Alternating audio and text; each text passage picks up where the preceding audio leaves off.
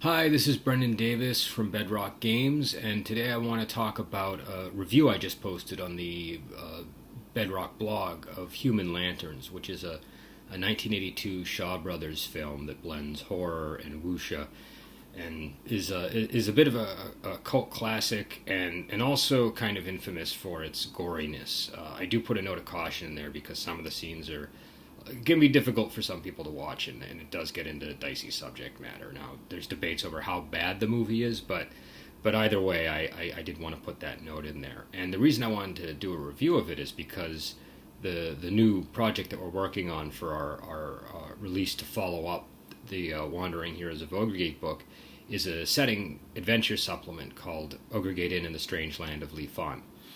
Now, it's going to have that sort of blend of creepiness and horror to it, and so I've been kind of thinking of doing more reviews along those lines. So Human Lanterns is just the first. If I haven't, I have to check. I might have already done reviews of the Painted Skin movies. I'm going to try to do reviews of those. I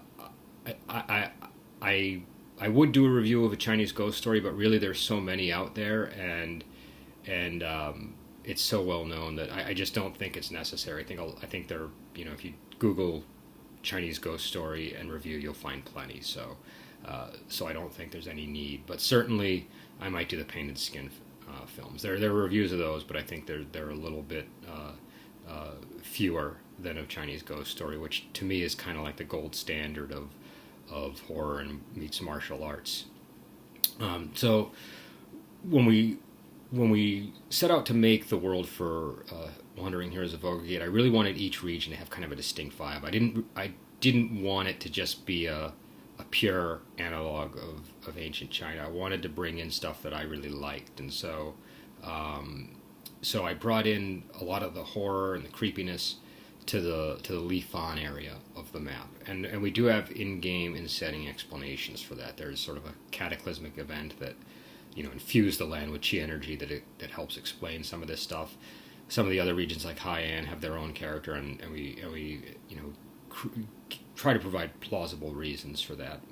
I would say the main inspiration for the Ogre Gate Inn book is two things. First, it's a book, not a book, but like a collection of short works by Pu Song Ling, which I'm holding right here. I hope I pronounced the name correctly. This is definitely one of my favorites. Every time I need an adventure idea, I just open this up and read a random story, and I almost always come out with one or two adventure concepts that are really good. So again, it's Tales from a Chinese Studio. It's a really great read. There are a bunch of different translations of it, and this was, I would say, one of the main sort of flavor inspirations, as well as the movies that have been based on this. So like Painted Skin comes right out of here. It blends two of the stories found in the book, and a Chinese ghost story comes out of here. Anytime you see any supernatural sequence in a series or a movie with supernatural elements, there's a really good chance it started from here. Now the other big source of inspiration, which I've probably gone on about too much for people's taste, is a module called the Feast of Goblins. Now this was the first module that I really ran as a GM, and it comes with all sorts of, like it's got sleeve maps, it's got a fold out map, it's got regional maps, and even inside the books it's got city maps and all kinds of stuff. The outer sleeve is a GM screen. So it was just really filled with all kinds of practical stuff. But the main thing I liked about it was this combination of setting book and module. And it took the idea that they started with in the original Ravenloft module back when it was 1E, which was that it was a living adventure with an NPC that moved around and did what he wanted and was treated almost like a player character in a lot of ways. So they took that and they really ran with it in this adventure. Now it was made in the early 90s, so how perfectly they achieved that is certainly up for debate. But at the time, for me, this got more use than anything else in my game. I pulled so much from this module over the course of many campaigns, and I continue to pull stuff from this module. I even had a blog entry about a year or two ago where I pretty much ripped the caverns section out of this and used it in one of my campaigns. So it's got a lot of great reuse value to it, and I don't know. For me, it's just like I know a lot of people might have cut their teeth on the 1E modules, and so that they'll go on about those. For me, this is the module that I really started with, and it had the most impact on me. So when we made Ogre Gate Inn in the Strange Land of Lethon, we wanted to kind of capture that. And again, in this module, there's an inn called the Cartacan Inn, which is pretty infamous in the Ravenloft fan community, and that's kind of it's not necessarily, you could skip it. You don't need to really even have it be a part of the adventure, I think, but it really is just one of the most, you would buy this for the inn alone. They got a great map in there of the inn, and it's just so usable for any number of gaming possibilities. With the Ogre Gate Inn module, obviously Ogre Gate is based on the Dragon Gate Inn movies, and so we wanted to kind of do an homage to that, and to Cartacan Inn, and to and to the sort of the structure of this module. So the way that the book is going to be set up is it'll be a setting book. It'll start with sort of the gazetteer of Lethon, which I think is, again, that's probably the most fleshed out region at this point, because I've been using it a lot in campaigns and playtests, and I've just been having a ton of fun, making locations and NPCs. So that's going to be the first couple of chapters of the book, and then it'll have a special section dedicated to the Ogre Gate Inn, which will probably cover about 3 chapters of the inn and regions around the inn. We were gonna put that into the gazetteer itself, but it's just the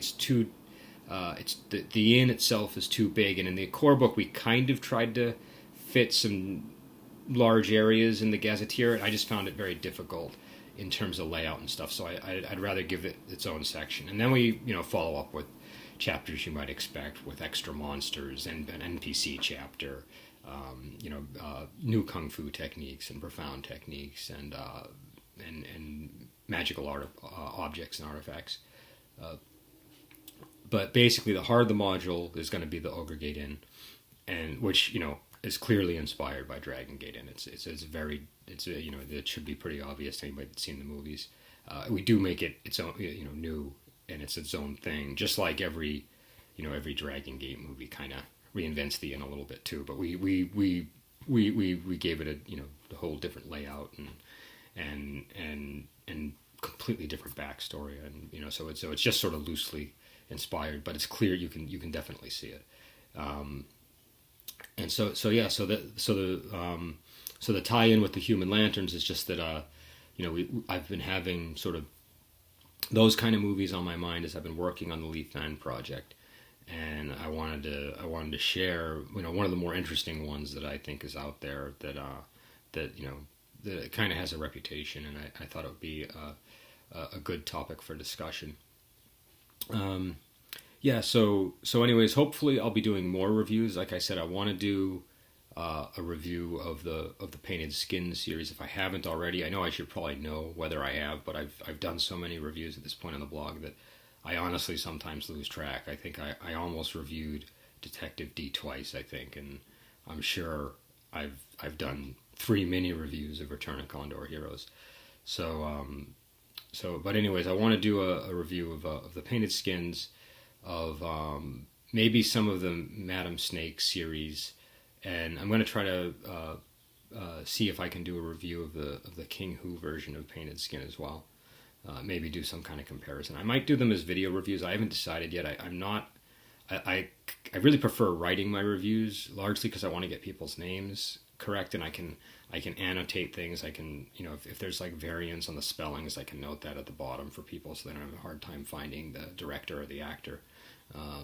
But yeah, we'll see. And so that's check out the review. Let me know what you think, and hopefully in the next, I don't know how many months, Ogre Gate, the rule book will be released very soon, and then we're going to follow that up as quickly as we can with the Ogre Gate Inn and Strange Land of Lethon book.